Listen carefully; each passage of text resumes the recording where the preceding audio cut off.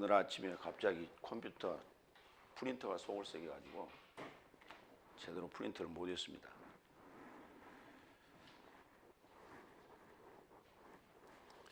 마태복음 28장 10절로 20절 말씀 가지고 아버지와 아들과 성령의 이름에 이루고자 이런 제목으로 마태복음 오늘 마지막 설교 하겠습니다.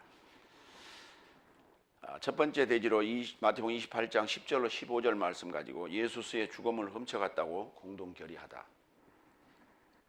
1절 10절 다 같이 읽습니다. 첫 번째, 그때 예수께서 그녀 삶에게 말씀하신다. 두려워 말라. 가서 내 형제 삶에게 소식을 전하라. 저 삶이 갈릴라에 이르고자 떠나게 하라고. 거기서 또한 저 삶이 나를 볼 것이다.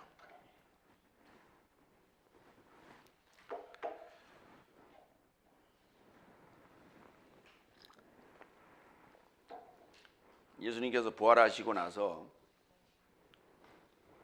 무덤에 왔던 마리아 여인들에게 하신 말씀입니다. 두려워 말라. 가서 내 형제 삶에게 소식을 전하라. 갈릴리에서 가서 만나자고 이렇게 얘기를 했습니다. 예수님께서는 제자들을 향하여 형제라 이렇게 명하기 시작합니다. 헬라어로는 아델포스라고 합니다. 마태복음 12장 46절로 50절을 보겠습니다. 형제를 예수님께서는 어떤 자들을 형제라고 부르셨는가 보겠습니다. 그가 아직 무리 삶에게 전하시는데 보니 그의 모친과 형제 삶이 그에게 전하려고 찾으며 바깥에 서 있었던 것이다. 그래서 어떤 이가 그에게 언급하였다. 보세요, 당신의 모친과 형제 삶이 당신에게 전하려고 찾으며 바깥에 서 있었던 것입니다. 그러자 그는 답변하여 자신에게 언급하던 자에게 언급하였다. 누가 내 모친이며 누가 내 형제 삶인가? 그리고 그의 손을 그의 제자 삶을 향하여 내밀면서 언급하였다. 보라, 내 모친과 내 형제 삶이다. 왜냐하면 누구든지 하늘 삶 안에 계신 내 아버지의 뜻을 행한다면 그가 내 형제며 자매고 모친이다. 있는 분은 큰 소리로 좀 읽으세요. 하늘에 계신 아버지의 뜻대로 행하는 자라야 형제고 자매고 모친이다. 이 가족이라는 거예요. 가족이라는 거예요.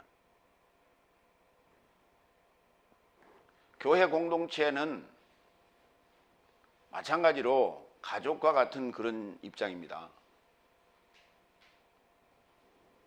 근데 그 가족에 대한 구성원의 의식이 없다면 가족으로 취급할 수가 없죠.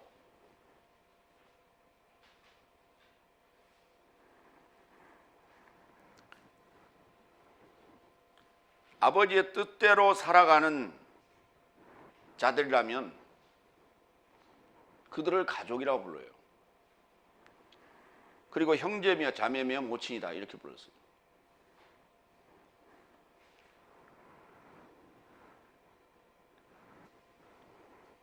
그러니까 오늘 예수님과 함께 공생애를 했고, 그리고 예수님이 십자가의 죽으심과 부활 등등을 목도하고 또 함께 했던 삶을 일컬어 형제라 이렇게 말씀하신 거예요. 여러분은 어때요?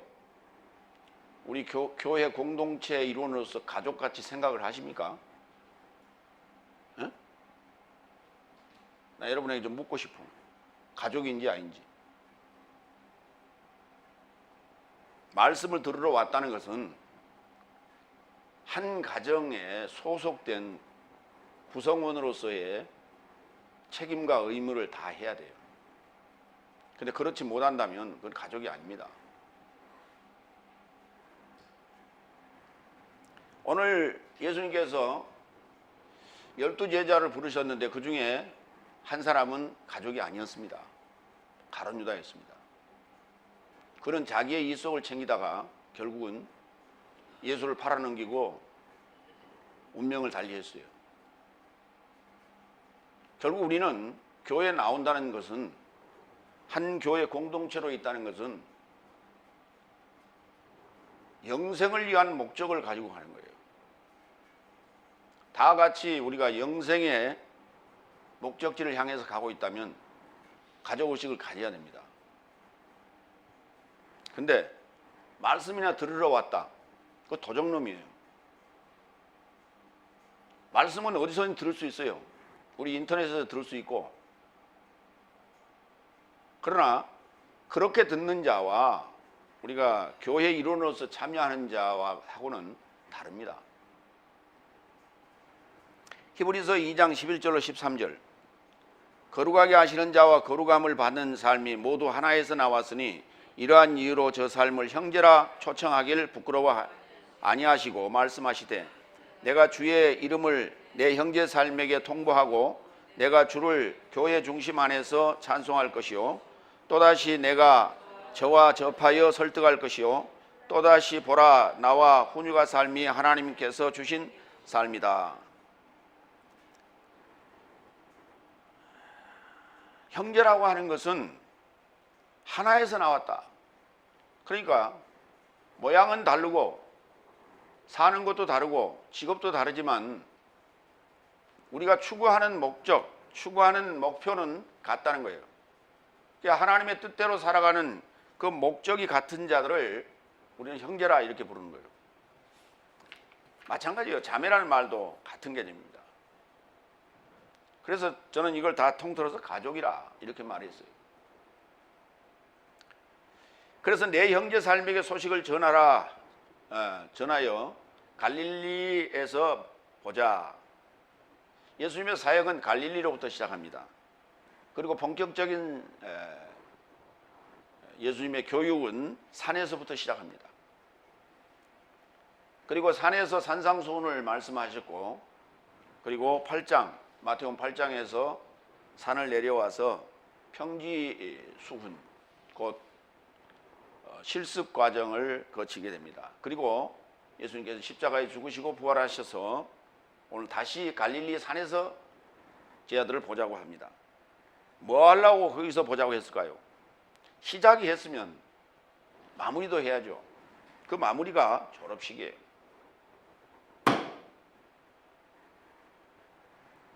그래서 갈릴리에서 보자라고 하는 것은 졸업식 하러 가자. 아마 그런 의미였을 것이다. 그런데 두 번째로 갑니다. 11절. 그래서 그녀 삶이 가는데 보니 파수꾼의 어떤 삶이 성에 이르고자 들어가 발생된 모든 삶을 대제사장 삶에게 보고하였다. 여기 갈릴리로 가는 제자 삶과 그리고 성 안으로 들어가는 파수꾼의 발길이 갈렸습니다. 파수꾼이 들어가는 곳은 바로 성 안의 대제사장 삶에게 보고하러 갔습니다. 그 파수꾼들이 들어간 그 성을 성경은 이렇게 기록합니다. 갈라디아서 4장 22절로 26절에 왜냐하면 아브라함이 두 아들을 가졌는데 하나는 여종에게서 나왔고 하나는 자유로운 이에게서 나왔다고 기록되었다. 여종에게서 낳은 자는 육체를 따라 낳게 되었고 자유로운 이에게서 낳은 자는 연통으로 인하여 낳았다. 이런 삶은 우하이다. 이 여자 삶은 두 언약이니 하나는 시내 산으로부터 종살이에 이르고자 낳은 자이니 하갈이라. 이 하갈은 아라비아 안에 있는 시내 산으로 지금 예루살렘과 동등한 서열이며 그 자녀 삶과 함께 종살이하고 있다. 그러나 위에 있는 예루살렘은 자유로운 자이니 내 삶 모두의 어머니로다. 오늘 여기 두 무리의 발길이 이어지는데 한 무리는 갈릴리로 갑니다. 그리고 한 무리는 예루살렘 성으로 들어갔습니다. 그런데 그 예루살렘 성이 종삶이라고 합니다. 오늘 이들은 지금 종삶이에요. 그래서 대제사장에게 매여 있는 자들이고 예수님께서도 예루살렘 성을 보면서 통곡하셨죠.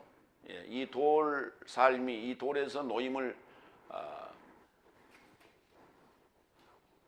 받지 못했다. 결코 이 성은 무너지지 않는다 그랬어요. 이게 결국은 다섯째 날의 아성입니다. 다섯째 날의 아성은 무너지지 않는다. 결국은 그들은 종과 자유자의 종의 개념, 종의 그 상황을 벗어날 수가 없고 벗어나지 못하고 있는 거예요. 그러니까 우리의 사고 자체가 종의 신분을 벗어나지 못하고 있다면 결코 그거는 다섯째 날이다. 결국 여섯째 날로 들어올 수가 없다. 지금 여러분들이 여섯째 날이라고 제가 누차 말씀을 드렸어요. 여러분 사고가 아직도 다섯째 날에 그 사고 종살이에 매여 있다면 아직 여러분들은 아무 소용이 없는 거예요. 들어도 사고를 바꾸지 않으면 아무 소용이 없어요. 여기 와서 있는다고 해서 구원이 있습니까? 내가 갈 때 여러분 따라올 거예요? 여러분이 먼저 갈지 내가 먼저 갈지 어떻게 알아?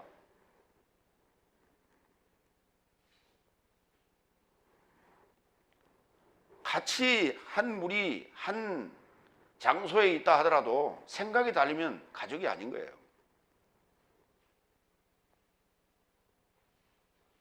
뜻을 맞추려고 노력해야 돼요.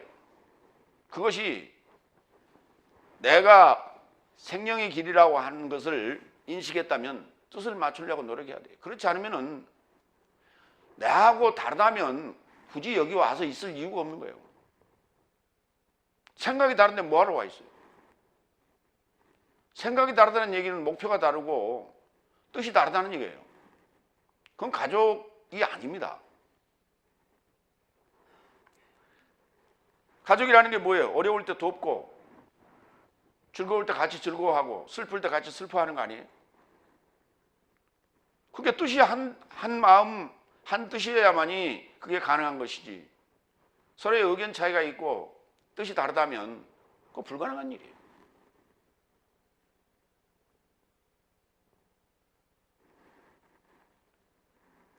종이라고 하는 것은 그 집 살림에 대해서 거덜이 나든 흥하든 관심 없어요. 왜? 하라는 일을 하고 잠자리 제공받고 끼니 해결하면 되는 거예요. 아낄 이유도 없고 그 집에 살림살이에 물이 새는지 뭐가 빠져나가는지 관심사 없습니다. 가족은 그렇지 않아요. 수도꼭지가 열려있으면 가서 잠글 줄 알고 문이 열려있으면 닫을 줄 알고 돈이 흘려있으면 주술 줄 알아요. 이게 가족이에요. 근데 가족이 아닌 사람들은 전혀 관심 없어. 여러분 한번 생각해 보세요. 우리 교회 살림살이가 어떻게 지금 진행되고 있는가 한번 생각을 해봐요. 여러분 아시는 분 있어요? 이 정도 인원이면 우리 교회 살림살이가 넉넉하겠죠.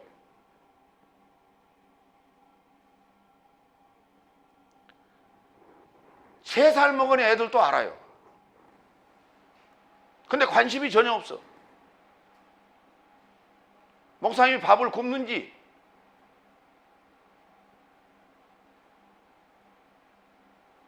밥을 먹는지 관심 없어요.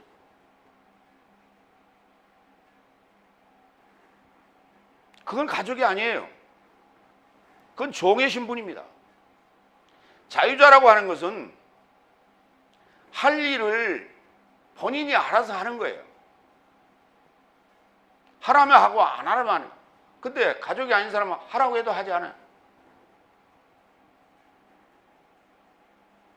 마태복음 12장 12절로 13절.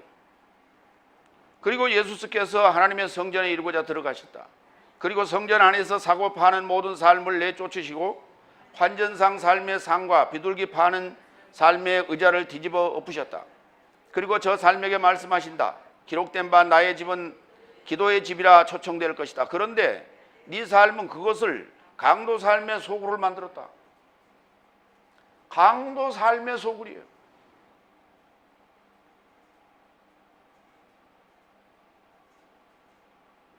자기 이성만 챙기면 되는 거예요. 그 공동체가 제대로 가든 말든 관심 없어요.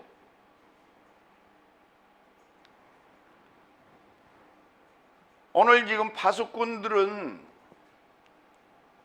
대제사장과 유대 공동체에 소속된 하수인들입니다. 그들의 삶과 스스로 알아서 행동하던 제자들의 삶과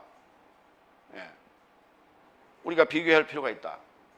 오늘 제자 삶을 향해서 예수님께서는 내 형제라고 불렀어요. 주님이 그 자유자로 살았던 것처럼 이제 너희도 자유자로 살 수 있는 이제 시간이 되었다.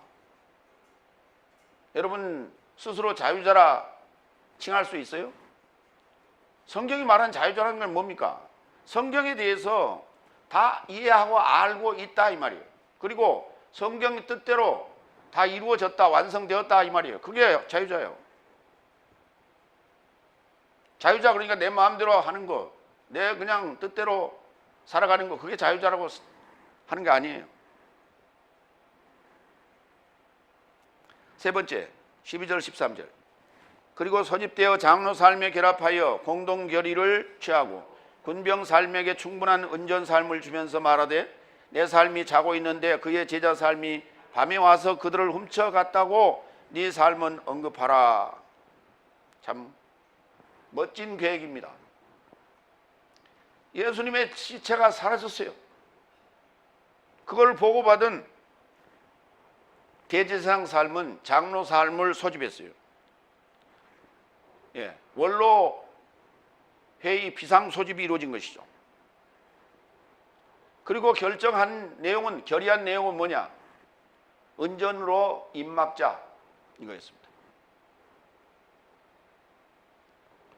돈이면 해결된다는 거예요. 이분이 예수님이요라고 입을 열게 하고 입맞춤을 하게 했던 것도 은전이었습니다. 은전 30냥 가지고 가룟 유다를 매수해서 겟세마네 동산에서 기도하고 내려오시던 예수님을 입맞춤으로 확인해주고 체포하는 그러한 그 시작이 바로 은전의 위력이었습니다. 오늘 또다시 예수님의 시신이 사라진 것을 보고 그것을 제 아들이 자는데 훔쳐갔다고 그렇게 얘기하라고 입막음용으로 은전을 지급을 했습니다. 논리의 모순입니다. 왜냐하면 파수꾼들이 이렇게 얘기했어요. 우리가 자고 있는데 제아 삶이 와서 훔쳐갔습니다.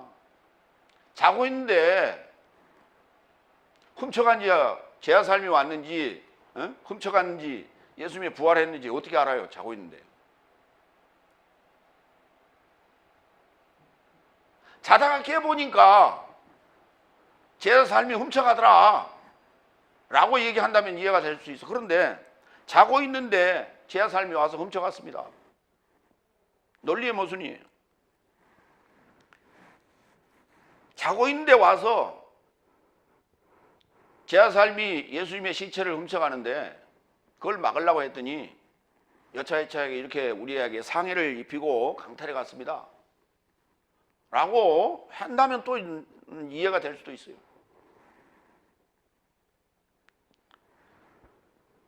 사실 이들은요 지키라고 보내준 파수꾼들입니다. 그러면 지키지 못했으니까 벌을 받아야 되는 거예요. 사실은 벌을 받아야 되는데 그 이후에 있을 파장이 더 우려가 됐기 때문에 상금으로 바뀌었어요. 예수님을 잃어버렸는데, 예수님 시체를 잃어버렸는데 상금을 주고 거짓말하라는 거예요. 거짓말도 유분수지요. 전혀 앞뒤가 안 맞는 논리를 얘기했다는 거예요. 그런데 그 네 번째가 더 재밌어요. 그리고 만일 이것이 총독이 접하여 듣게 된다면 내 삶이 설득할 것이니 네 삶을 걱정 없게 할 것이다. 그러자 저 삶이 은전 삶을 취하고 가르쳐준 대로 행하였다. 그리고 이 말이 오늘날까지 유대인 삶 곁에서 기정사실화 되었다는 거예요. 그러니까 비논리적이지 않는 것도 자기들의 이익에 부합한다면 그들은 그것도 믿고 그렇게 계속해서 전하고 있다는 거예요. 오늘날까지 기정사실화가 됐대요. 여기 오늘날까지가 등장을 하는데 이 오늘날까지가 지금 우리가 살고 있는 이 시대까지라는 얘기냐 아니냐 하는 거예요. 그러면 이게 어느 순간에는 우리가 이게 부활이라고 하는 것을 믿는 사람들에게는 이게 이제 이 기정사실화 됐던 것이 이제 깨지게 되겠죠. 근데 그게 깨질 건지 말 건지 유대인들이 다 만약에 이게 이 기정사실화 됐던 것이 바로 잡혔다면 그럼 성경은 이거 고쳐야 됩니까?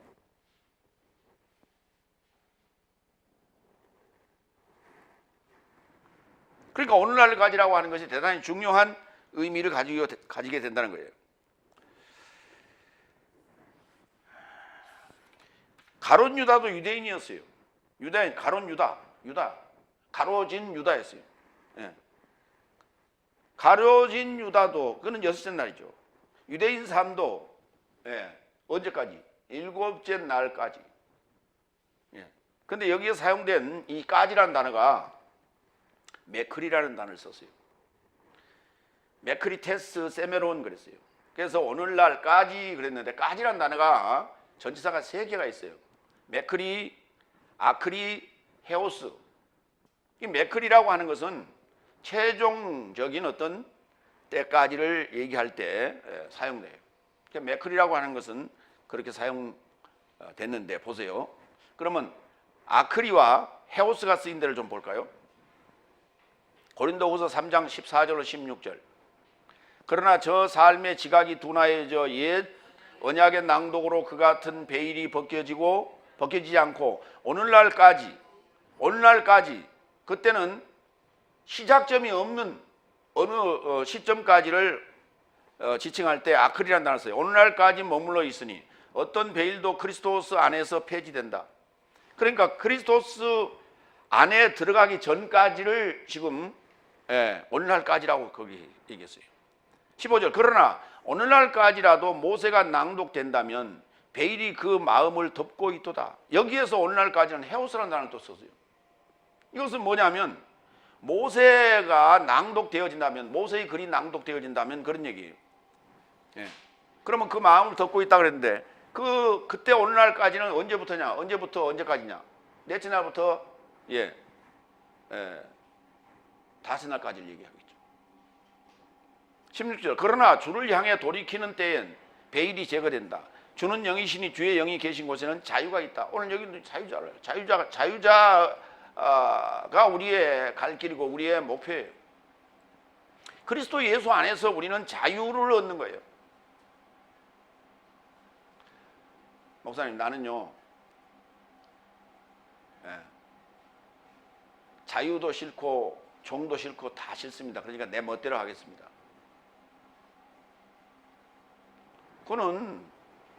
그건 구원하고 아무 상관없는 삶이에요. 그건 차라리 주일날 낚시하러 가는 게 나아요. 오늘 저 가을철 단풍놀이 하러 가는 게 나아요.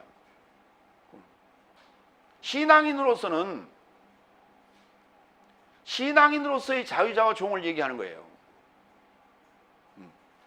그러니까 나는 신앙 하기 싫습니다. 신앙인 하기 싫습니다. 그래요. 그 죄인이라고 그래 그걸. 그러니까 죄인이 종이고 종이 죄인이고 그렇습니다. 오늘 자유자라고 하는 것은 그 종으로부터 벗어나는 것이고 그 다음에 죄인으로부터 벗어나는 걸 얘기하는 거예요. 그걸 우리가 자유자라고 하는 거예요. 자유자는 그리스도 예수 안에서만이 가능합니다. 그 자유란 건 뭐예요? 죄로부터 우리가 벗어나는 거예요. 종살이에서 벗어나는 거예요. 그걸 우리는 구원이라고 부르는 겁니다. 교회 다닌다고 구원이 있는 거 아니에요. 그리스도 예수를 만나지 아니하면 그리스도 예수 안에 들어갈 일이 없어요. 성경은 그렇게 간단하고 쉽지 않습니다. 요한복음 6장에 보니까 이렇게 돼 있어요. 내 살을 먹고 내 피를 마시는 자는 내가 마지막 날에 살리리라 그랬어요. 여러분 한번 생각해 보세요. 내 살을 먹고 내 피를 마시는 자가 죽었어요, 살았어요? 응? 내 살을 먹고 내 피를 마시면 죽어요, 살아요? 대답 한번 해보세요. 여러분 대답해봐요. 응? 죽어야 살리죠. 죽어야 살리는 거예요. 살아있는데 왜 뭐하러 또 살려? 내 살을 먹고 내 피를 마신다는 것은 죽는 거예요. 근데 이게 생명의 떡이다 그러니까 이건 죽지 않은데 열심히 그러니까 먹고 있는 거예요. 지금 열심히 먹고 있어. 먹으면 죽어야 되는 거예요. 근데 먹고 죽지 않으면 예수님이 하나님이 일할 하등의 이유가 없는 거예요. 그를 살려낼 이유가 없다는 거예요. 멀쩡히 살아있는데 왜 하나님께서 일하십니까?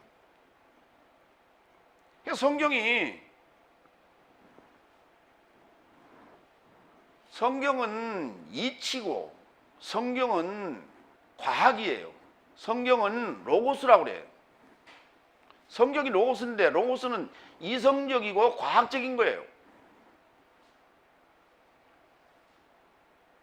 근데 자기 생각대로 성경을 해석해요. 로마서 11장 7절로 8절.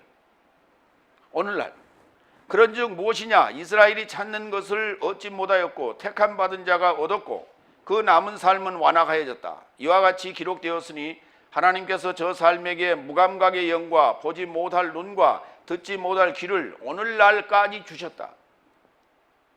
언제부터? 언제부터요? 하나님께서 저 삶에게 무감각의 영과 보지 못할 눈과 듣지 못할 귀를 오늘까지 주셨다. 그 율법을 줬어요. 율법 때문에 그런 거예요. 종살이라고 하는 것이 율법을 받으면서부터 우리가 종살이 시작하게 되는데 종살이 한다는 그 자체가 교회 생활은 잘해요.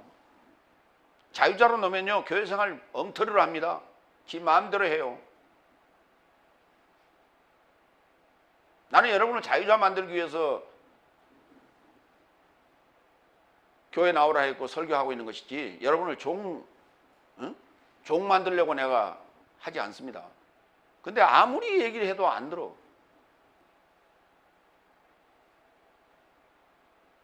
그건 자유자가 아니요. 그건 버린 자식이라고.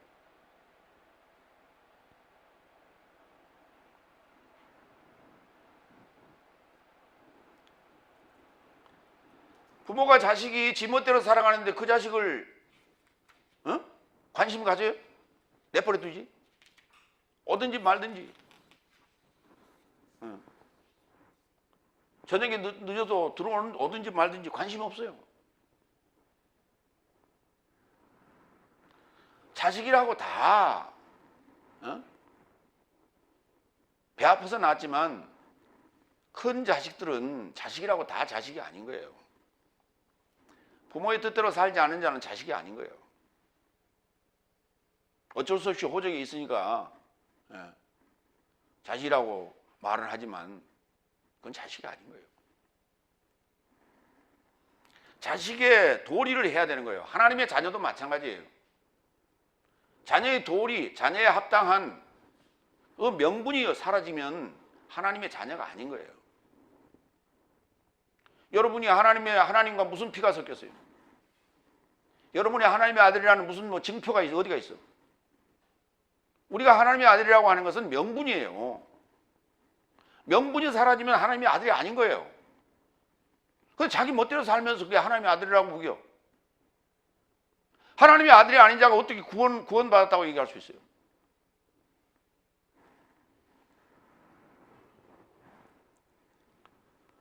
여기 해답이 있어요. 두 번째, 마태복음 28장 16절로 20절. 아버지와 아들과 성령의 이름에 이르고자 세례를 베풀라. 여러분은 세례를 이렇게 받았을 거예요.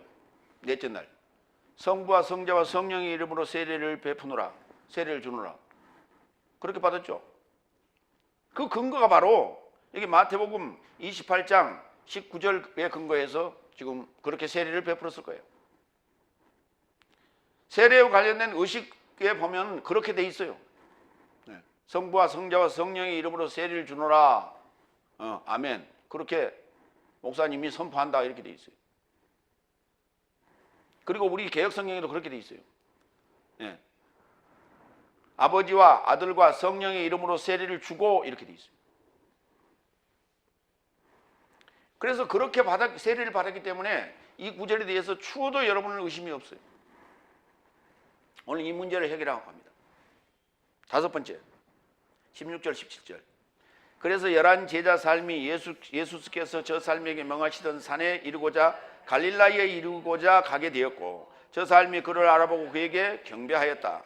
그러나 저 삶이 의심하였다. 예.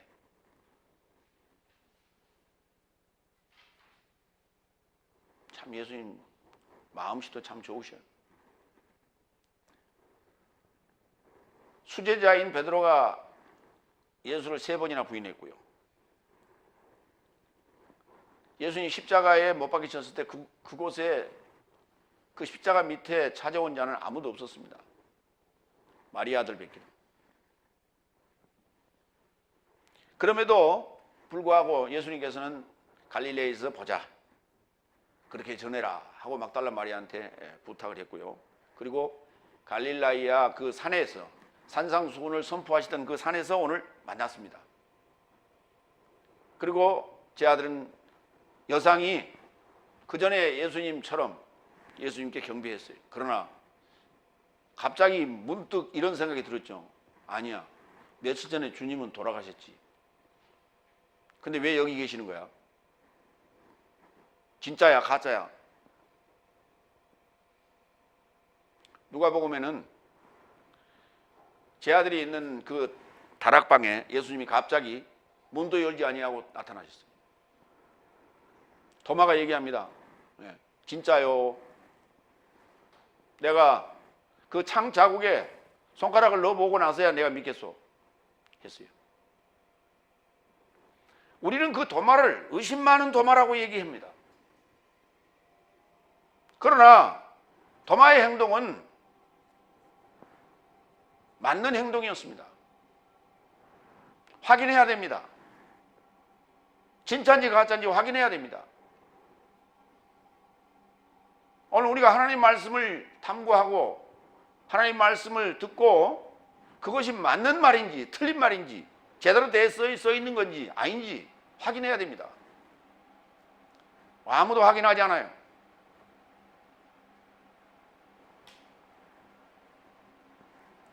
여기 산이라는 단어를 보겠습니다. 헬라어로는 오로스, 히브리어로는 하르라고 합니다. 하르를 산이라고 하는데 아마 여러분이 구약 출애굽기에서 호르산이라고 하는 단어를 기억하실 거예요. 호르산. 예. 그 호르산이라는 게 호르가 이 산이라는 단어예요. 하르 호르. 먼저 산이 나오는 구절을 몇 군데 보겠습니다. 마태복음 5장 1절로 3절. 오늘 예수님께서 이 산에 지금 나타나셨어요. 예수께서 고난받는 삶을 알아보시고 산에 이르고자 올라가 앉으시니 제자 삶이 그에게 나왔다. 그리고 그의 입을 열어 그의 제자 삶을 가르쳐 말씀하시되 거지 삶은 영으로 행복하다. 왜냐하면 하늘 삶의 나라가 저 삶의 소유다. 이게 산상수훈의 제1성이에요. 이렇게 말씀하시던 그 산에 오늘 예수님께서 나타나셨어요. 제들과 함께. 그 산이 어느 산이냐? 성경은 그 산의 이름을 기록해 놓지 않았습니다. 두 번째, 출애굽기 3장 1절로 2절. 모세가 그의 장인 미디안 제사장 이드로의 양떼를 치더니 그 떼를 황야 서쪽으로 인도하여 그 전능자를 소망하는 삶의 산 호렙의 이름에 여호와의 사자가 떨기나무 가운데로부터 나오는 불꽃 안에서 그에게 나타나시니라. 그가 보니 떨기나무에 불이 붙었으나 그 떨기나무가 사라지지 아니하는지라. 예. 산. 그 전능자를 소망하는 삶의 산 호렙. 호렙이라고 하는 이게 황무하다는 뜻이에요. 황무한 산입니다. 신의 산, 가시나무 산이래. 가시가 있는 산이다. 그 하나님이 지금 이게 넷째 날 상황이에요. 넷째 날 상황은 황무하고 황량하고 가시가 있는 그러한 하나님의 모습이에요. 그것이 교회고 그것이 하나님이 지금 계시는 곳이에요. 왜? 하나님이 주시는 율법 자체가 사망의 법이기 때문에 그렇습니다. 그러니까 사망의 법을 받는 순간, 사망의 법인 율법을 받는 순간 우리는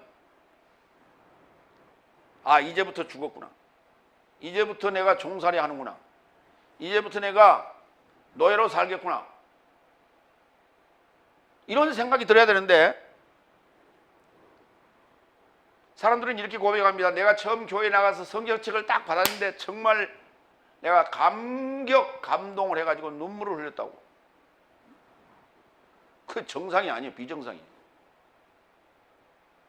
네. 여러분 군대 가면요.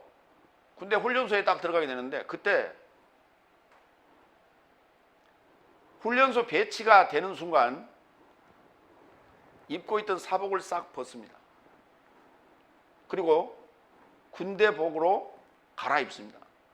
그리고 그 옷을 사복을 전부 포장을 해가지고 집 주소를 써가지고 보냅니다. 그때부터 이제 군인이구나. 이제 나는 자유가 없는 군인이구나. 예. 하늘이 노랗습니다.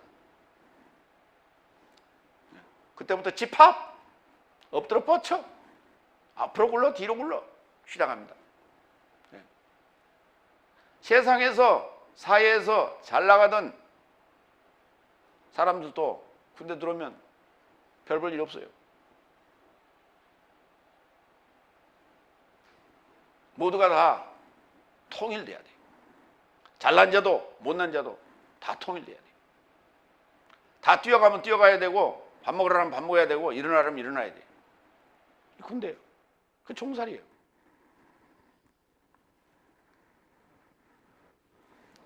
출애굽기 34장 28절로 30절. 시나이 산이라고도 하고 시내 산이라고 하는, 우리가 시나이 반도라고도 하죠. 시내 광야 뭐 이런 말 써요. 시내 산, 시나이예요. 시나이. 모세가 여호와와 함께 40일 40야를 거기 있으면서 떡도 먹지 아니하였고 물도 마시지 아니하였으며 여호와께서는 언약의 말씀 곧 십계명을 그 판들에 기록하셨더라. 모세가 그 증거의 두 판을 모세의 손에 들고 시나이에서 내려오니 그 산에서 내려올 때에 모세는 자기가 여호와 말하였음을 말미암아 얼굴 피부에 광채가 나나 깨닫지 못하였더라. 아론과 온 이스라엘 자손이 모세를 볼 때 모세의 얼굴 피부에 광채가 남을 보고 그에게 가까이 하기를 두려워하더니 그랬어요. 모세 자신은 얼굴에 광채가 나는 걸 보지를 못했어요. 자신의 얼굴이기 때문에. 그런데 아론과 이스라엘 자손들은 모세의 얼굴에 광채가 나서 가까이 할 수가 없었어요. 예. 근데 모세가 받았던 그 십계명, 예, 어디서 받았냐? 가시산에서 받은 거예요. 가시산에서. 그 율법 자체가 하나님이고 선하고 거룩하고 의로운 것인데, 그러나 그것이 나하고는 너무나 격차가 컸기 때문에 광채였습니다. 광채. 모세가 들고 있는 두 돌판을 들고 있는 모세의 얼굴에는 광채가 났어요.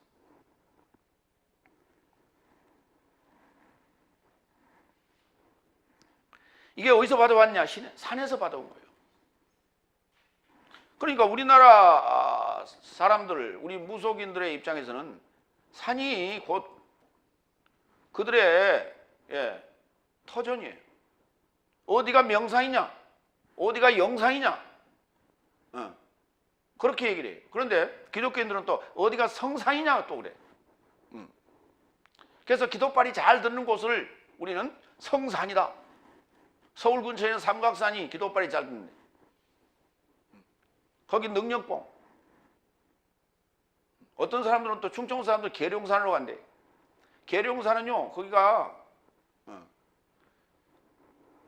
그 무속인들이 엄청 많은 곳이에요. 거기 가면 하나님, 자칭 하나님이라고 하는, 자칭 신이라고 하는 자들이 많아요. 거기 계룡산. 질산자락에도 있겠지.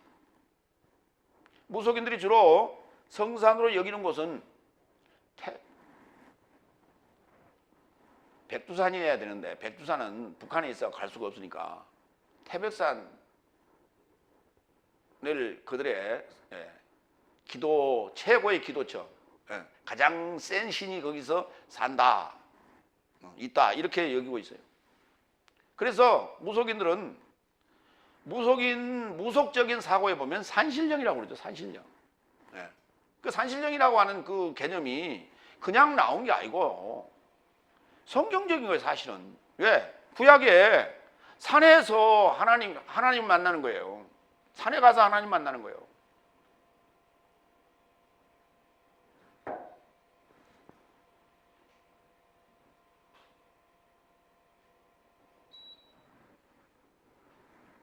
계시록 17장 8절로 10절.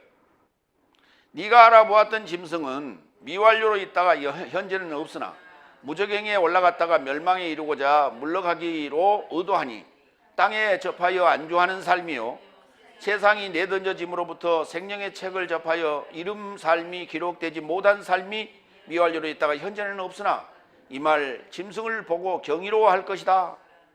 이게 뭐냐면 일곱 머리 열 뿔을 얘기하는 거예요. 일곱 머리 열 뿔이 뭐냐에 대해 설명하고 있는 거예요. 그런데 9절, 지혜를 가진 지능이 여기 있으니 일곱 머리 삶은 일곱 산 삶이요 거기에 여자가 저 삶에 접해 앉은 일곱 왕 삶이다. 다섯은 넘어졌고 하나는 있고 유사한 이는 아직 오지 않았으나 언제든지 그가 오면 그를 잠깐 머물게 함이 마땅하다. 일곱 머리 열 뿔, 생명책에는 기록되지 못한 자. 그 일곱 머리는 일곱 산이라고 그랬어요. 그리고 일곱 왕이라고 그랬어요.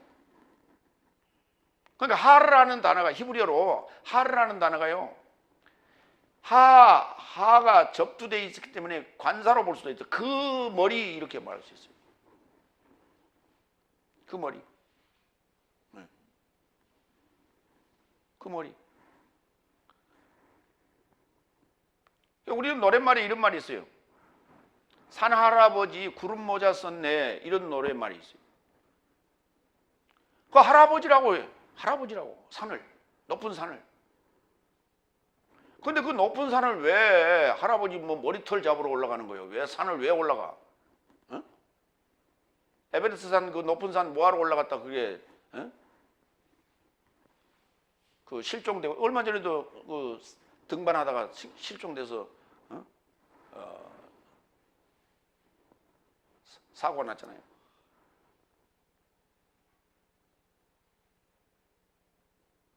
산이라고 하는 것은, 높은 산은 경외의 그냥 대상이에요. 그걸 보면서 많은 사람들이 뭔가 높은 어떤 분을 상상하고 그분을 동경하고 하는 그런 곳이지, 거기 올라가라고 만들어 놓은 거 아니에요. 괜히 거기 올라갔다가 실족사, 사고사. 그 사람들 그 산 좋아하는 사람들이요, 교회 나가는 사람 별로 없어요. 거의 없어요.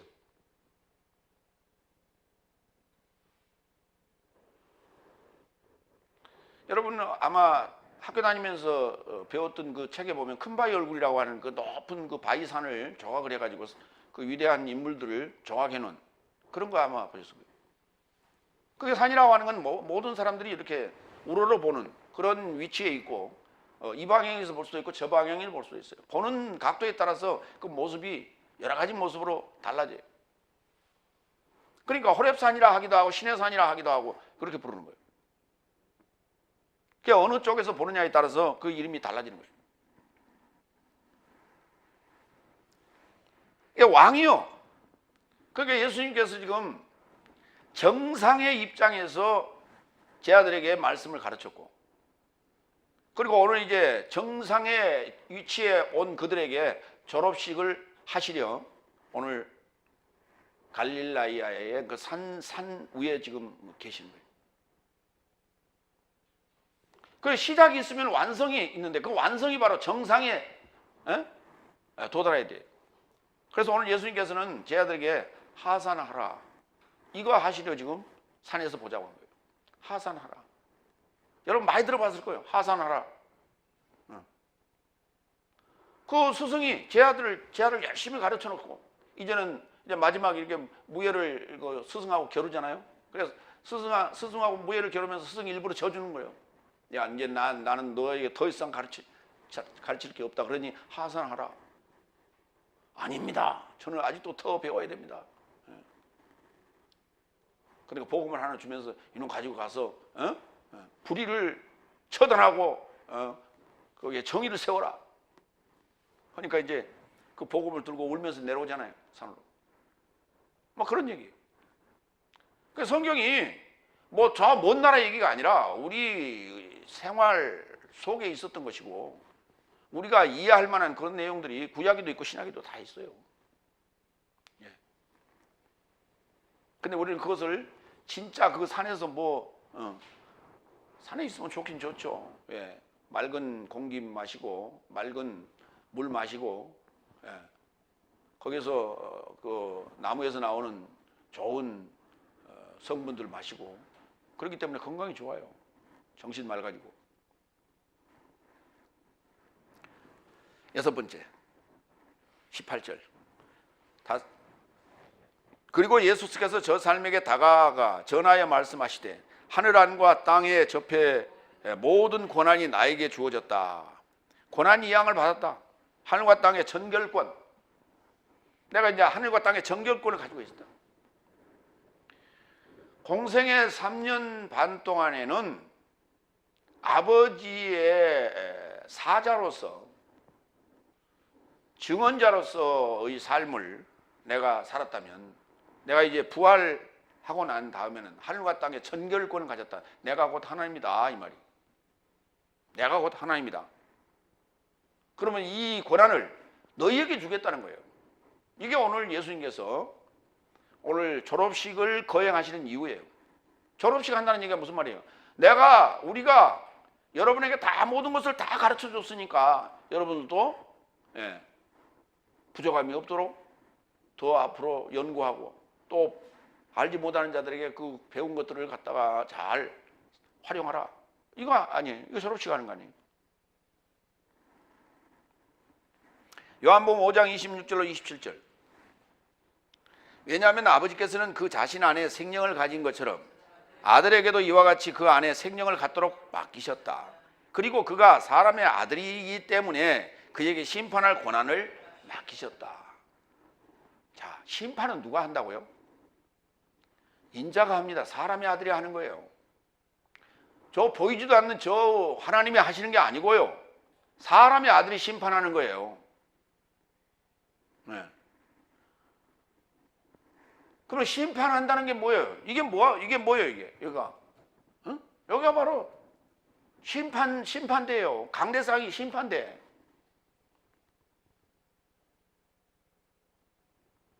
말씀으로 판결하는 거예요.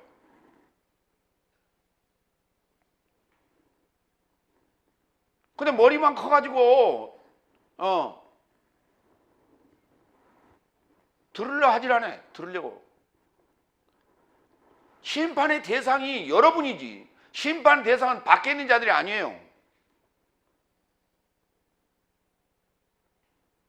밖에 있는 자들을 뭐하러 불러다가 심판합니까? 저들이 죽어가지고 저 세상에 갈 때 염라대왕 앞에서 심판받습니까? 아니면 성경이 기록한 대로 계시록 20장에서 그 심판대, 백보자 심판대 앞에 갑니까?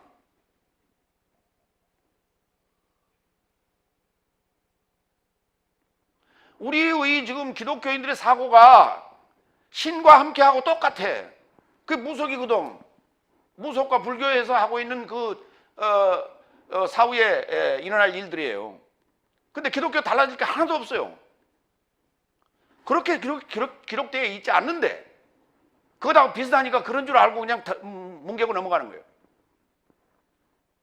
지금 심판이요, 지금 심판. 여러분이 심판대 앞에서 지금 자기를 해부하고 자기 안에 요 심판받을 불 속에 집어넣어야 될 요소들 다 버리라고. 그거. 무슨 나는 고결하다고? 고결한 사람 손 들어봐.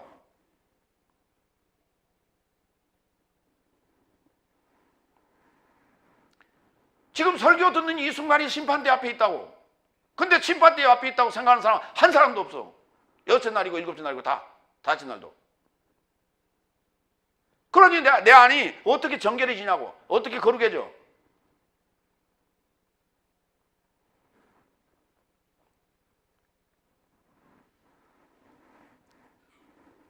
사도행전 1장 5절로 8절. 이는 실제로 요한네스는 물로 세례를 베풀었으나 네 삶은 이 많은 날 삶을 겪지 않고 성령 안에서 세례를 받을 것이다. 그런즉 실제로 저 삶이 와서 함께 와서 그를 질문하여 말한다.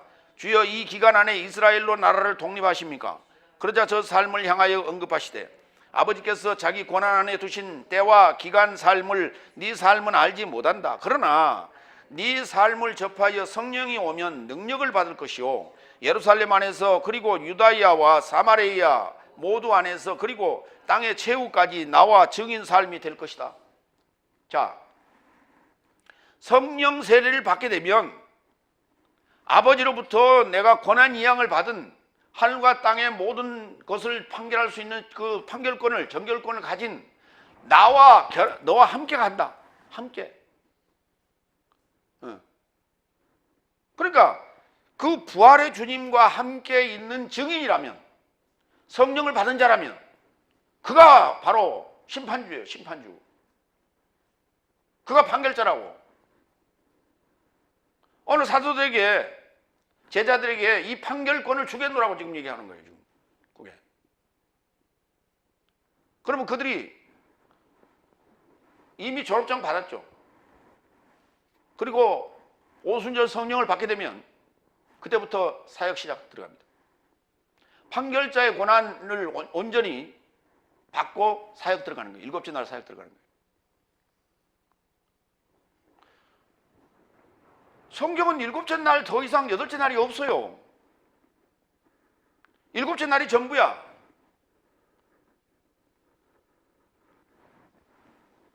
하나님의 사자가 완성이 되면 하나님은 안식하셔요. 왜? 하나님이 자신이 판결 안 하신다니까. 하나님이 어떻게 와서 판결해요? 하나님이 어디 계시는데? 하나님 저 하늘에 붕붕 떠다니지 않는다니까.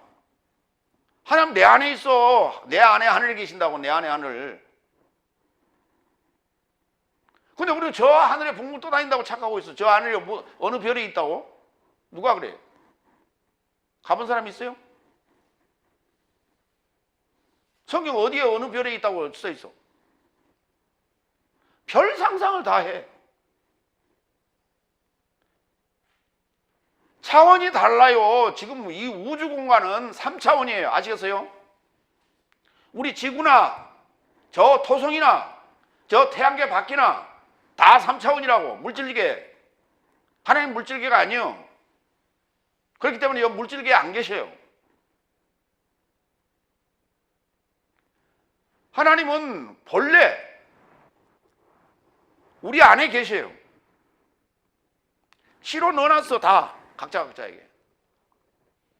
그것을 알게 하려고 교회로 부른 거예요. 응? 율법으로 여러분을 체포해 왔다고. 죄인이라고 체포해 왔다고. 그래서 그걸 하나하나 지금 넷째 날, 다섯째 날을 거치면서 깨우치고 거기서 이해가 안 되니까 아이고야 여기서는 도대체 이해가 안 되겠다. 내가 원어로 좀 성경을 봐야 될 것 같다. 그래갖고 인터넷 뒤지거나 아니면 광고 들었더니 스타워스가 나와서 글이 오는 거예요. 이렇게. 그래서 여섯 날로 들어오는 거예요.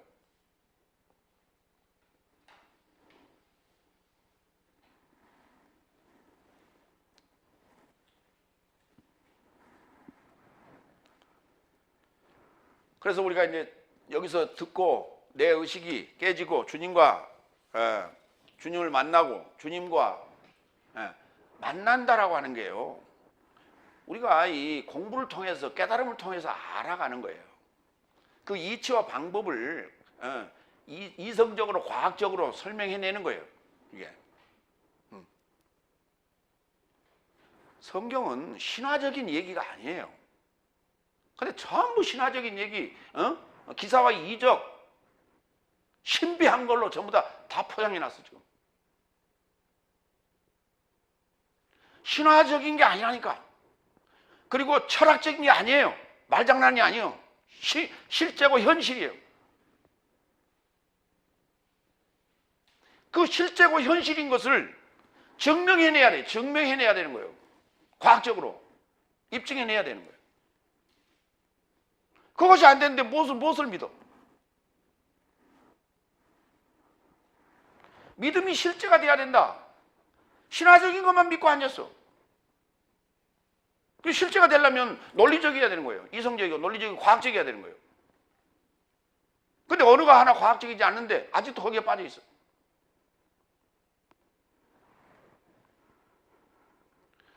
목사님 아무리 봐도 일곱째 날 같지 않은데 여러분 일곱째 날 가봤어요?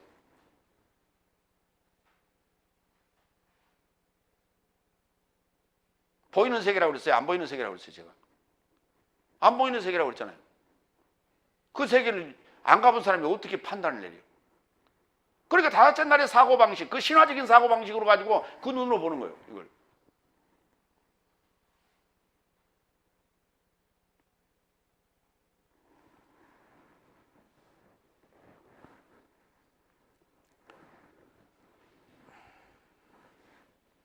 일곱 번째, 예수님께서 받은 그 심판의 고난을 이제 제자들에게 이양합니다. 그런즉 19절, 네 삶은 가서 열국 모든 삶을 제자 삼아 아버지와 아들과 성령의 이름에 이르고자 저 삶을 세례 베풀고. 다시 한번 큰 소리 읽어요. 다시 한번 큰 소리 읽어요.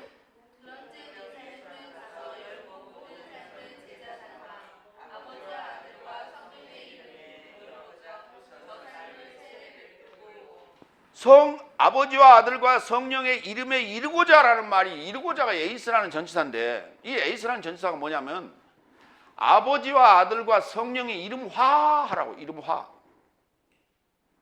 이름이 되도록 하라고. 이름이 되도록. 그러면 아버지의 이름이 되고 아들의 이름이 되고 성령의 이름이 됐다는 얘기는 무슨 얘기예요? 하나님 만들으라고. 하나님 만들라는 얘기예요. 하나님 만들으라고. 세례 주라고. 성부와 성자와 성령 이름으로 세례를 주노라. 이게 아니고, 나는 아무개 목사님한테서 세례 받았다. 이게 아니고, 그 세례 아니고, 그러면 그 침례한 세례냐 그러고 딴짓하고 있는데, 그러니까 또 제 세례표가 나타나고. 무시각이 이를 데 없는 놈들.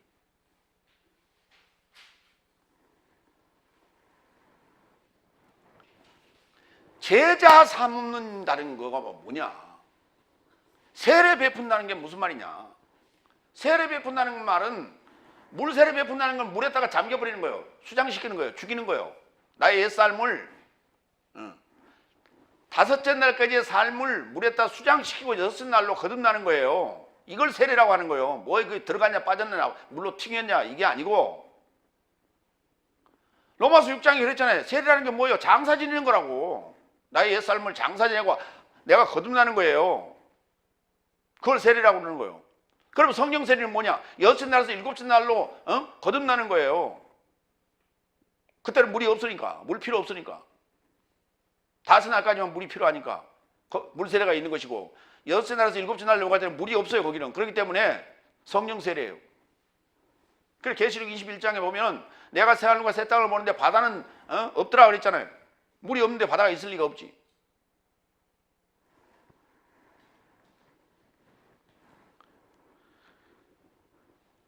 고난이 뭐냐? 예. 세례 베푸는 건데요. 아버지와 아들과 성령의 이름에 이루고자. 아버지와 아들과 성령 이름화하라는 거예요. 하나님화시키라는 거예요. 에이스토 오노마투 파트로스 카이투 히우 카이투 하기우 프니마토스. 에이스 이렇게 돼 있어요. 어디가 이게 아버지와 아들과 성령의 이름으로가 어디가 있어요? 이거 목적격인데. 예, 에이스가. 에이스토 오노마가 목적격인데 어떻게 어로가 어디가 있어?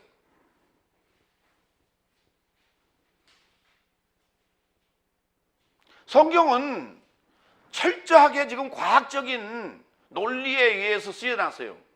그렇기 때문에 문법 정확하게 따져서 봐야 되는 거예요.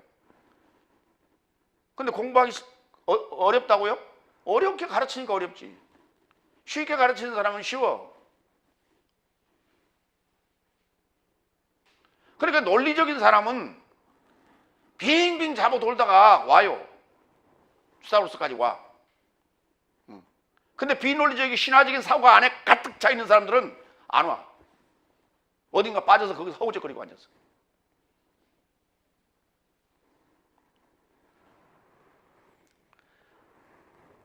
아버지가 누구예요? 아버지는 나와 하나이다. 요한복음 10장 3절. 그분이 누구예요? 예수수. 마태복음 1장 23절. 보라 처녀가 자궁 안에 가질 것이요. 그리고 아들을 출산할 것이요. 저 삶은 그 이름을 임마누엘이라 초청할 것이다. 이름이 번역되면 하나님이 내 삶에 결합됩니다. 오늘 저기 아까 19절 뭐라 했어요? 20절. 내가 함께 있을 것이라 그랬죠. 함께 있을 것이다가 함께 있노라 그랬어요. 현지역을 썼어요. 그러니까 임마누엘이라는 말이에요. 그러니까 아들의 이름이 누구예요? 임마누엘이에요. 나와 함께 계신다. 하나님이 나와 함께 계신다. 결합되어 계신다. 요한일서 5장 6절. 이분은 물과 피로 인하여 오신 분이시니 그리스도스이신 예수시다. 물 안에만 아니요 오히려 물과 피 안에 오셨으며 증언하시는 이가 영이시니 이는 진리가 영이기 때문이다. 성령 증언하는 이가 영이요 이는 진리가 영이기 때문이다. 성령이에요. 이게 누구예요? 그리스도스죠. 그러니까 예수스, 임마누엘, 그리스도스 하나님의 이름이에요. 이게 여호와라는 단어는 하나님의 이름이 아니에요. 실존을 소망한다는 뜻이에요. 실존을 소망한다. 실체를 소망한다는 뜻이지 하나님의 이름이 아니에요. 여호와를 찾으라 그러면 너희가 살리라 그랬는데 여호와가 신약에 나와요? 여호와의 이름이 신약에도 여호와라는 단어가 나타나야지? 없잖아요. 그러니까 예수스화, 임마누엘화, 그리스도화 되는 거다. 그렇게 시켜라. 그랬더니 뭐 작은 예수도, 뭐 큰 예수는 뭐 따로 있고 작은 예수는 따로 있어. 전부 말장난. 그런 말장난이 아니라니까.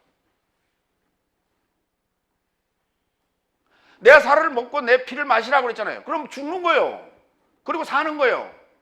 그러니까 예수님의 살은 죽는 것이고 나를 살리시는 건 예수님의 피라고.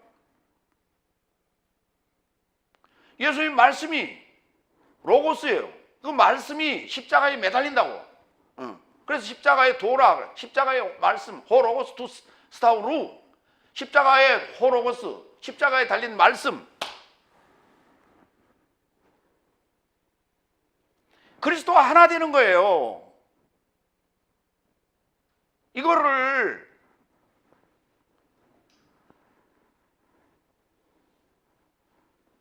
그리스도와 하나 되는 거. 그걸 십자가의 죽음이라고 그러고 십자가의 부활이라고 하는 거예요. 그게. 8번째. 그러니까 여러분 말씀을 들어요, 말씀을 먹어요. 말씀을 들으면은 믿음이 생긴다고 그랬죠. 믿음은 들으면서 나니까. 말씀을 들으면 믿음이 생기는 거고 말씀을 먹어야 죽는 거예요. 말씀을 먹는단 말은 무슨 말이에요? 곱 씹는다는 거예요. 곱 씹어. 말씀을 씹으라고. 말씀을 씹으라는 얘기는 무슨 말이에요? 말씀을 연구하는 거예요. 말씀을 연구하고 따지고 하는 거예요. 이게 그걸 먹는다 그래. 또는 씹는다 그래. 그걸. 아니 다 우리말이에요. 그게 성경 헬라어가 아니라 야, 넌 나를 왜 씹냐? 왜 우리 문자 보내면 너 문자에게 답 안 한 사람 있죠? 카톡 보내면 답 안 하는 사람이 있어요. 그 친구한테 이렇게, 야, 너 왜 문자 심의 자꾸? 응?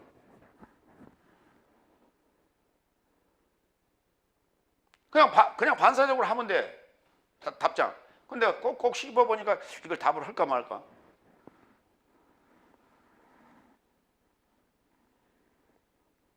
하나님 말씀을 꼭꼭 씹어 먹으라고. 그러면 내가 죽어요. 그리고 그 이후에 약속을 했어. 나를 살려주겠다고. 이거의 믿음이에요.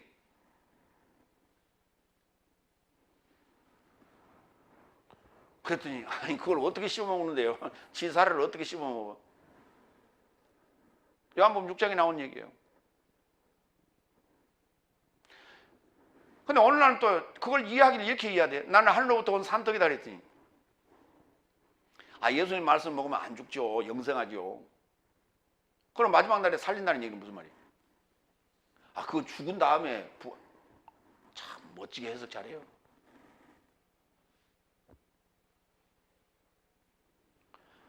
성경은요 66권이 다 연결되어 있는 거예요.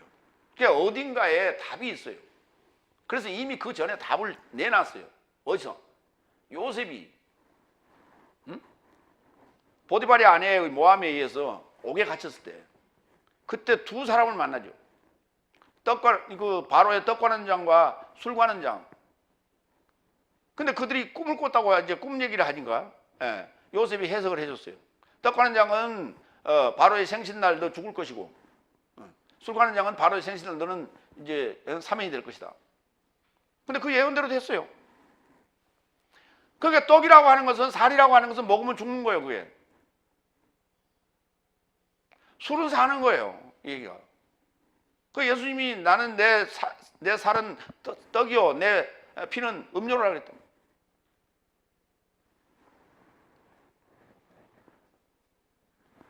그러니까 예수님이 두 가지 그 양면성을 가지고 있는 거예요. 나는 죽을 권세도 있고 살 권세도 있고, 목숨을 내놓을 권세도 있고 취할 권세도 있다. 그게 예수님이 우리한테 와서 우리를 믿도록 신뢰하도록 우리에게 하신 말씀이에요. 그게. 그럼 내 예수님과 함께 죽겠어. 그래야 옥에서 나오지. 죽지 않고 어떻게 옥에서 나와? 사형 언도 받은 자가. 그 옥이 어딘데? 다섯 날. 근데 지금 나와 있는데 도대체 살려고 생각을 하는 거야, 안 하는 거야? 그러니까 이게 내 몸뚱아리가 장소만 이동했다고 내가 지금 다섯째 날에서 나온 게 아닌 거예요. 내 의식이 문제지, 사고의 문제지. 응? 몸뚱아리만 와 있다고 지금 다섯째 날 나온 게 아니에요. 행동은 그보다 못해. 다섯째 날보다 훨씬 못해. 내가 볼 때는 빵점이야.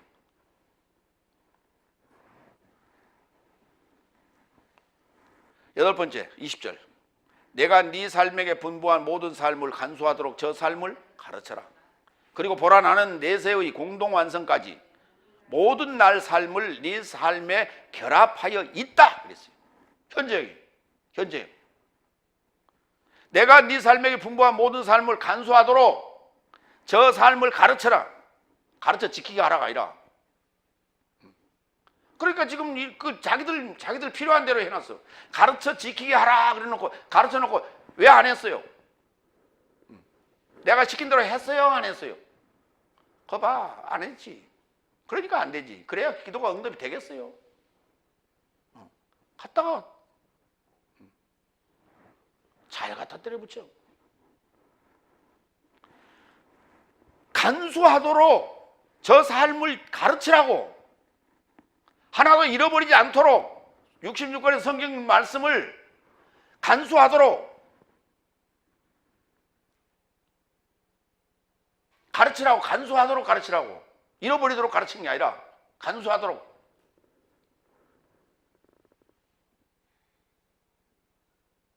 근데 공부합시다 그랬더니 뭐 다 가버려. 바쁘다고. 집에 가 무슨 꿀단지를 만들어놨어. 일주일에 한 번 오는데 그걸 가지고 그래가지고 무슨 놈은 천국 가겠다고. 거기 막 개나 새나 들어가는 데가 아니라니까.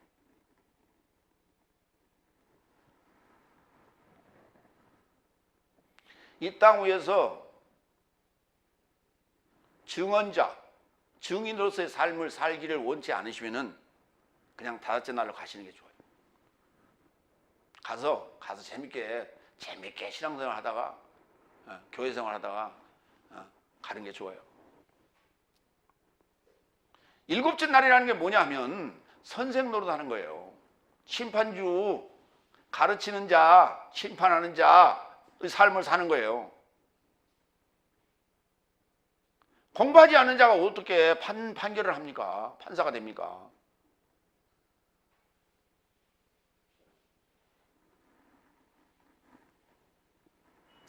요한복음 14장 21절. 계명을 가지고 간수하는 자, 그가 나를 사랑하는 자이다. 다시 한번 읽어요. 계명을 가지고 간수하는 자, 그가 나를 사랑하는 자이다. 바꿔서 얘기해 볼까요? 계명을 가지고 간수하지 않는 자, 계명을 잃어버린 자, 그가 나를 사랑하지 않는 자이다. 그러니까 머리에 뭐만 있어? 똥만 가득 차 있는 거예요. 뭐만 관심이 있어? 은전에만 관심이 있어. 이게 가룟유다예요. 계명을 간수하지 않아. 계명을 가지고 간수하는 자, 그가 나를 사랑하는 것이 아니다. 그래서 나를 사랑하는 자가 내 아버지에 의해 사랑받을 것이다. 나도 그를 사랑할 것이요, 그에게 나 자신을 드러낼 것이다. 그거 보세요. 내 자신을 그에게 드러낼 것이라고. 나를 사랑하는 자에게 내 자신을 드러내지, 나를 미워하는 자에게 뭐하러 드러내? 나에 관심 없는데 내가 하나님이 왜 그 안에 현현해? 나타나지 않는다고. 가롯인 아닌 유다가 그에게 말한다. 주여, 어찌하여 자신을 내 삶에게는 드러내시고 세상에게는 아니하려 하십니까? 좀 이기적인 게 아닙니까? 예수께서 답변하여 언급하시되, 만일 누가 나를 사랑한다면 내 말을 간수할 것이요, 내 아버지도 저를 사랑할 것이요, 내 삶이 저를 향해 와서 저 곁에 거처를 만들 것이다.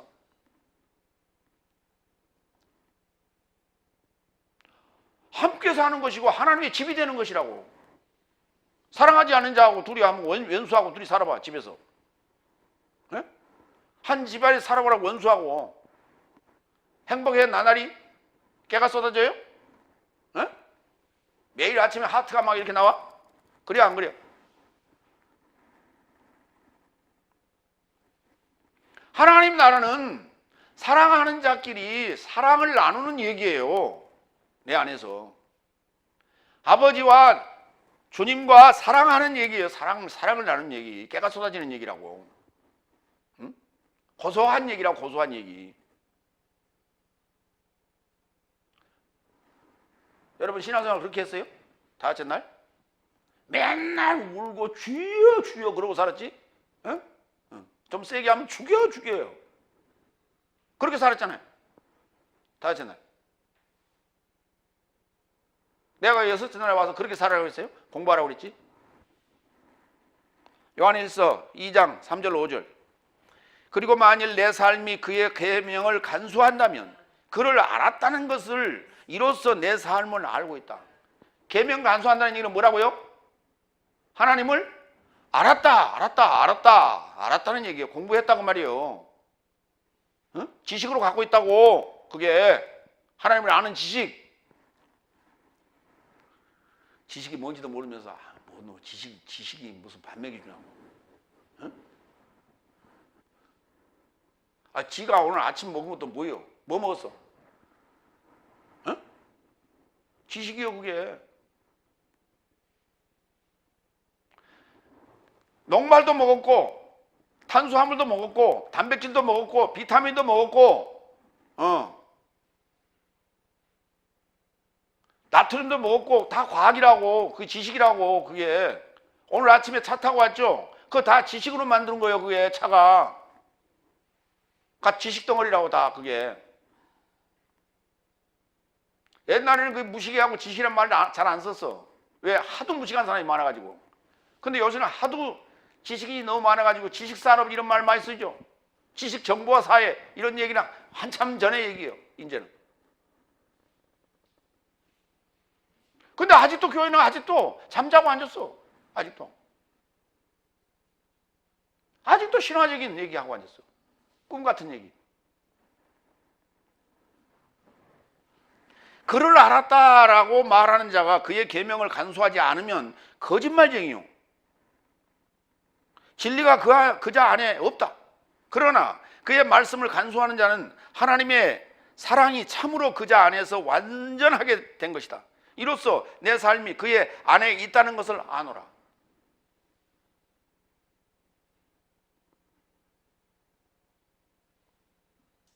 계명은 어디로 가볼 거 없고 머리에 그냥 똥만 잔뜩 들어있고 그러면서 뭐 하나님 사랑한다고 맨날. 응? 여러분 한번 생각해 봐요. 배우자를 선택할 때 예쁘기는 예쁜데 절세 미인이야. 그런데 안에는 아무것도 없어. 똥만 들었어. 그러면 어때요? 여러분 배우자로 낙점할 수 있겠어요? 대답해봐요.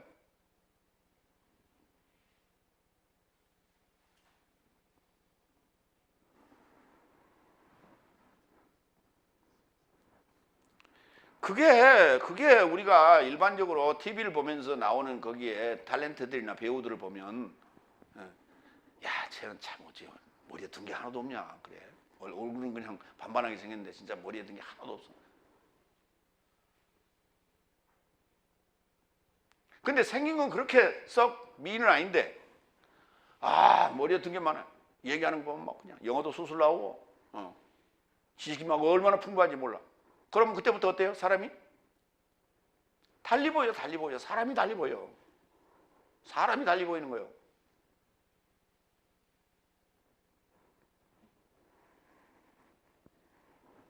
하나님의 말씀을, 하나님의 계명을 간수하는 자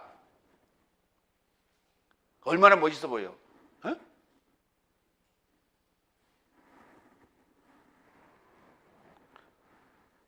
완전하게 된 것이다. 그 자 안에서 사랑이 참으로 완전하게 된 거예요. 그게 사랑이에요. 그게 하나님의 사랑. 마무리합니다. 부활해 주는 아버지의 고난을 이양받아서 결국 열국 삶을 제자 삼아 아버지와 아들과 성령의 이름에 이루고자 세례를 베풀고 해설을 간수하도록 가르치라고 요구합니다. 내세 공동 완성까지 결합하여 계시는 엠마누엘이시다. 일곱째 날 삶을 지금 이제 곧 살게 될 것을 제 아들에게 말씀하시면서 마태복음을 마무리합니다. 마태복음이 끝났으면 일곱째 날 삶을 살 수 있는 아직 단계는 안 됐더라도 그 준비는 해야 돼. 준비는 해서 곧 내가 일곱째 날로서의 삶을 살겠노라고 그거 다짐을 해야 되는 거예요. 무심코 그냥 듣고 그렇게 끝날 것이 아니라 뭔가 준비된 그리고 계획된 삶이 여러분에게 있기를 부탁을 드립니다. 기도하겠습니다. 아버지 하나님 은혜를 감사합니다. 오늘 또 주님께서 저희들에게 은혜를 베푸시고 또 마태복음이 시작한 지가 꽤 오래됐는데 이제 마무리할 수 있는 은혜도 허락해 주심을 감사합니다.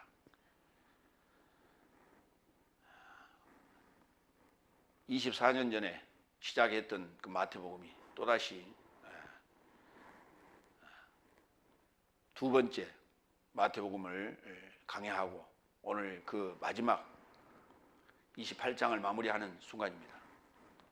앞으로 또 다가오는 요한복음 강연 설교도 주님께서 함께 하시고 성령의 능력으로 함께 하시고 계시의 영을 부어주셔서 듣는 자와 전하는 자가 더욱더 성숙하고 성장하는 시간이 될 수 있도록, 그래서 마태복음에서 놓치고 또 마태복음 들으면서 우리가 준비하지 못한 것들을 요한복음을 들으면서 우리가 준비해 나가는 삶이 될 수 있도록 주님께서 은혜를 베풀어 주옵소서.